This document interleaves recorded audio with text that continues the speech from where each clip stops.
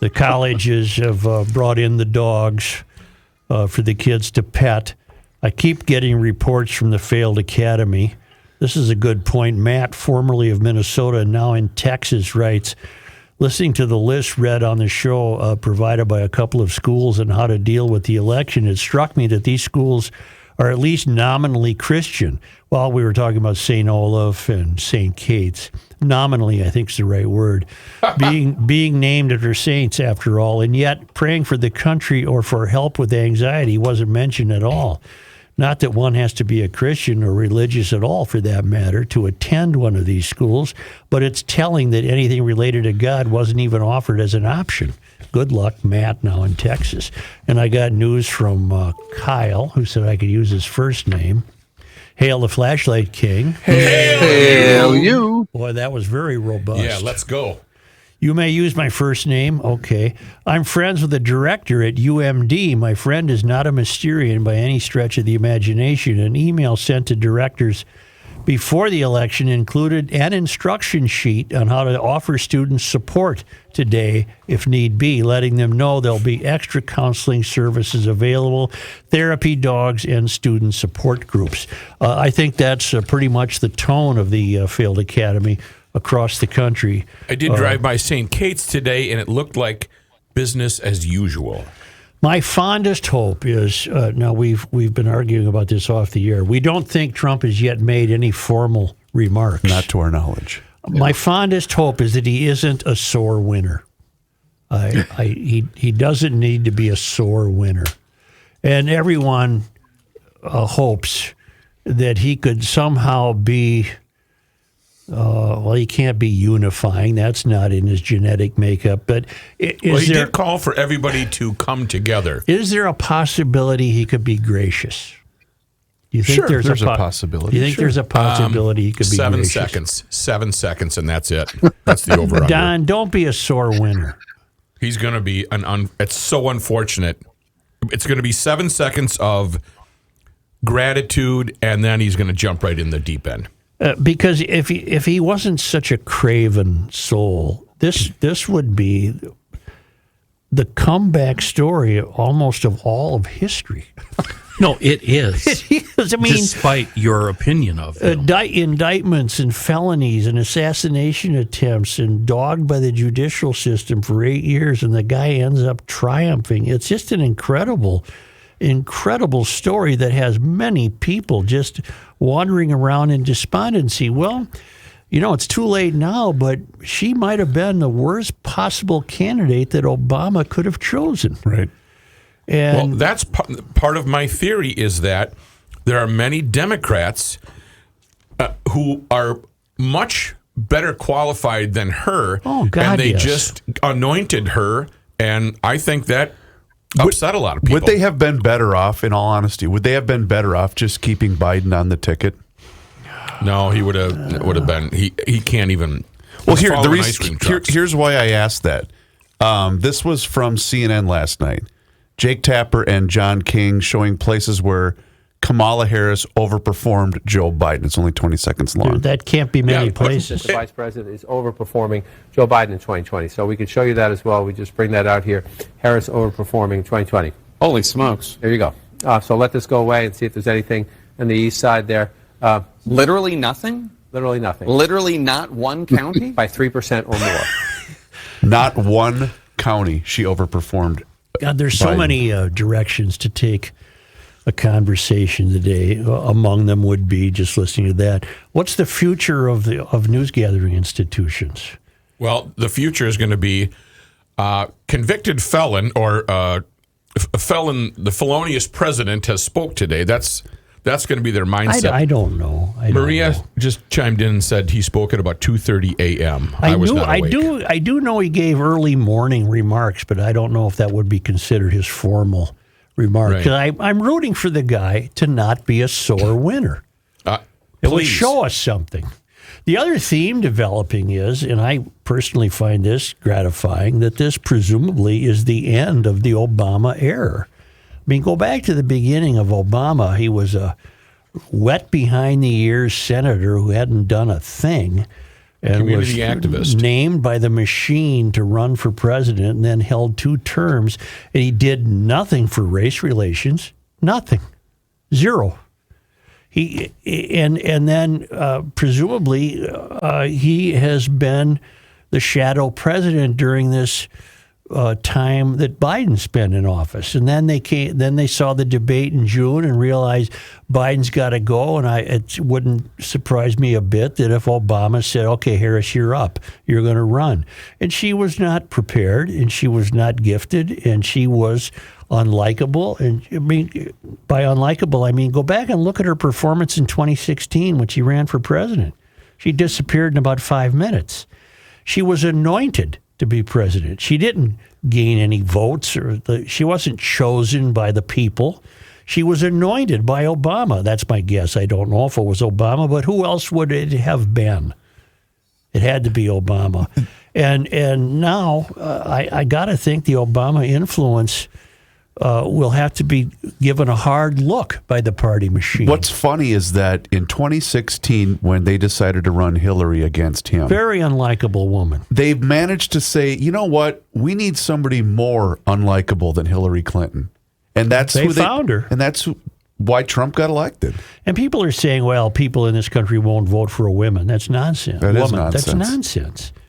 There's plenty of women who would have performed far better than Kamala Harris. It was just a horrible, horrible campaign. She never said a meaningful word. It was just terrible. So are you predicting that the Democratic Party will become more moderate?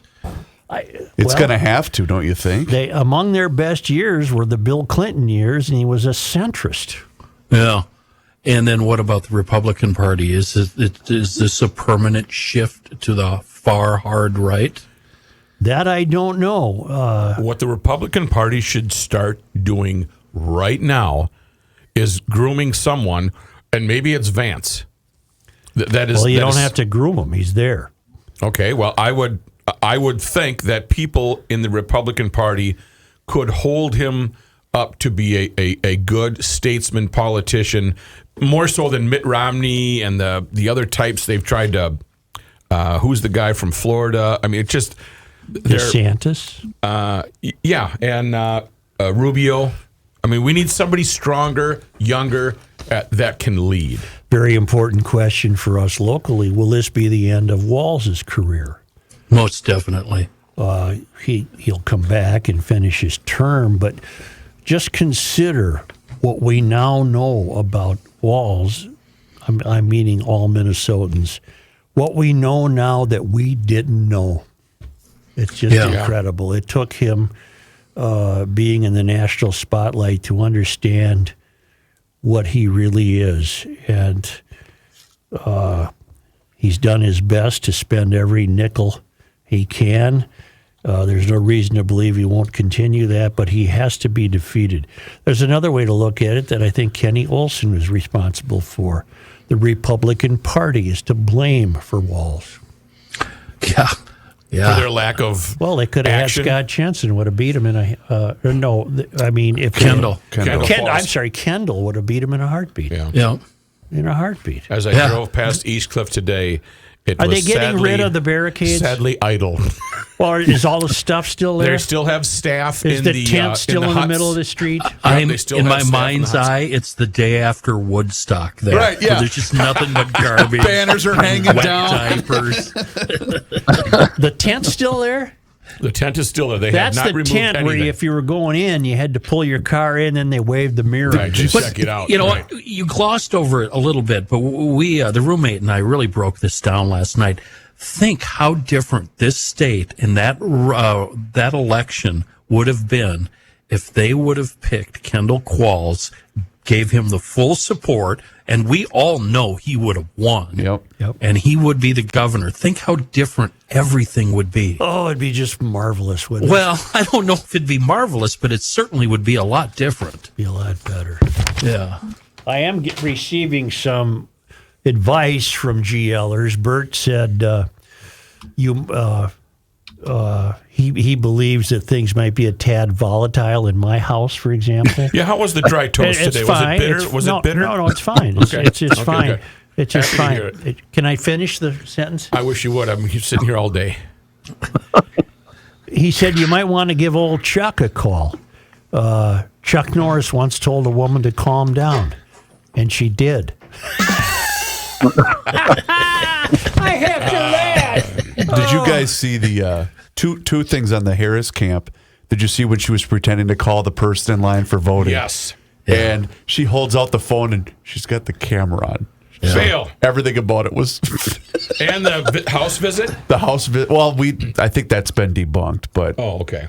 Have you guys spent any time on Twitter this morning? oh boy. No. Both sides. I just- purposely have not. Yeah, it's actually worse today than it's ever been in the last 4 years. Kenny, I did one of the what's the Abe Simpson where you kind of come in and check in and all right, I'll see you guys later. Yeah, you just kind of back into the bushes. I'm not doing I, this today. I did spend a lot of time on Facebook too, because God. just because, and a lot of my friends are musicians, and they'd probably have a much more liberal bent, and a lot of them are as despondent as can be, and are basically saying, "I'll be taking a vacation now from Facebook for a while." So, Well, maybe they can get a therapy dog or have a cookie or get Well, some art supplies. Wait a minute, John, you just reminded me of something. We got to start the list.